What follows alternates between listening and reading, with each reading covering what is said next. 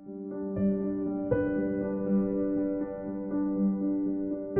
students, this is question number 5th from exercise 9.3 chapter sequence and series class 11th।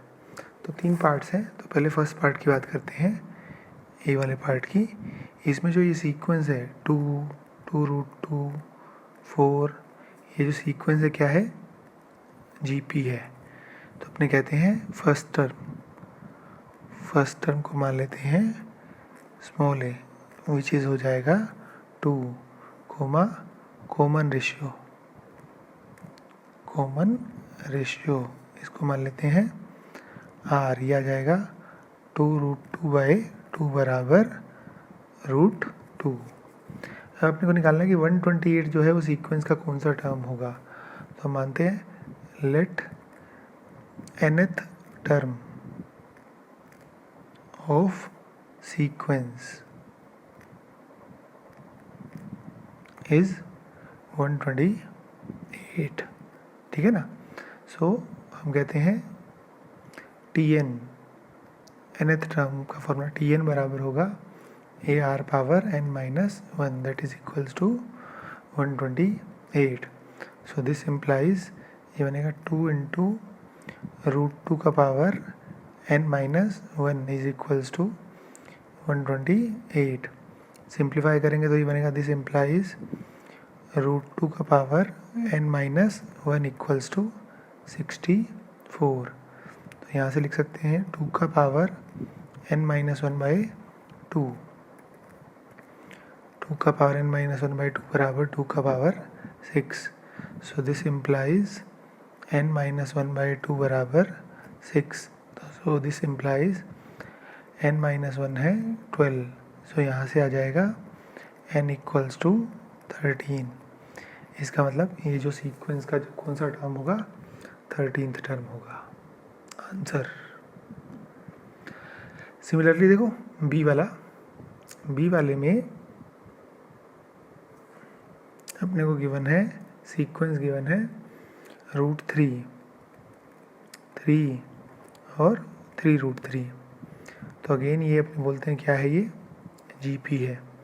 तो इसका first term इसको मान लेते हैं ए, वो हो जाएगा √3। कॉमन रेशियो आर, इसको वो कितना हो जाएगा 3/√3 दैट इज इक्वल्स टू √3। सो अपने को निकालना है कौन सा टर्म, nth टर्म 729।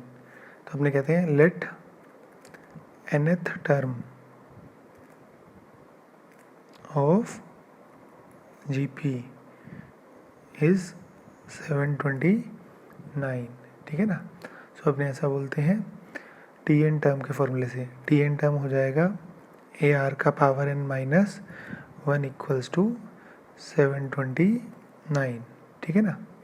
सो यहाँ से दिस इम्प्लाइज √3 इंटू √3 का पावर n-1, ये कितना हो जाएगा 729, ठीक है ना।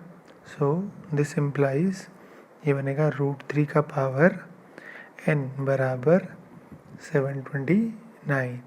सो दिस इम्प्लाइज 3 का पावर n/2, ये बन जाएगा 3 का power 6। Power to power compare करें तो n/2 कितना आ जाएगा 6।